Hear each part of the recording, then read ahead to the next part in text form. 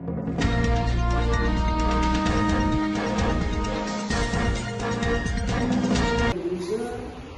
berdasarkan surat penawaran harga dari Suzan Cikraman Unit kepada PT Jalan Indonesia tanggal 27 September di tahun 2005. Itu Betul. itu perusahaan saudara menawarkan kepada Iya. lalu yang ditanyakan sekarang karena bukan perusahaan bayarkan ke itu. Kalau saudara ambil jasa 9.900 ya nggak masalah. Cuma berapa ya? Lebih kurang 6 juta.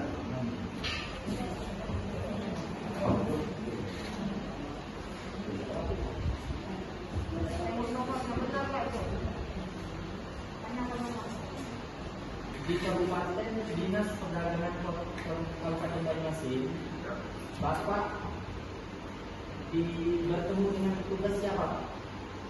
Sama siapa itu dari sini. Saudara tidak tahu, jadi bukan tidak ada jawaban. Bagaimana saudara bisa mengetahui angka pembayaran? Apakah dilihat dari surat itu dibayar? Ibu, terkait keterangan saksi Edi yang mengatakan bahwa ada klien kita Tommy itu menerima uang transfer ke rekening pribadi dia. Gimana Bu kita menanggapi hal tersebut? Ini kan masih dalam tahap pemeriksaan saksi ya, masih dalam tahap pembuktian. Persidangan ini tetap mengedepankan azas praduga tidak bersalah, dan itu dari pihak saksi, pihak vendor ya, pesan pihak ketiga sebagai vendor. Ya, tadi memang ada mengatakan seperti itu. Tapi kita kan belum mendengar keterangan terdakwa. Apakah betul ada masuk ke uang pribadi, ke rekening pribadi? Apakah betul diterima secara itu, nanti kita lihat keterangan terdakwa karena persidangannya masih lama, penyidikannya masih lama. Dan jelas perkara pidana selalu mengedepankan azas praduga tak bersalah. Oke. Menanggapi hal nama klien kita dengan beberapa terdakwa tadi banyak disebut Bu menerima aliran dana sendiri. Untuk persiapan hukum kita sendiri apa yang akan kita siapkan nantinya? Ya, kalau kita sih dalam melakukan pembelaan terhadap klien, tentunya akan melihatkan fakta-fakta di persidangan kan. Dalam hakim memutus perkara itu berdasarkan alat bukti. Alat bukti itu apa saja?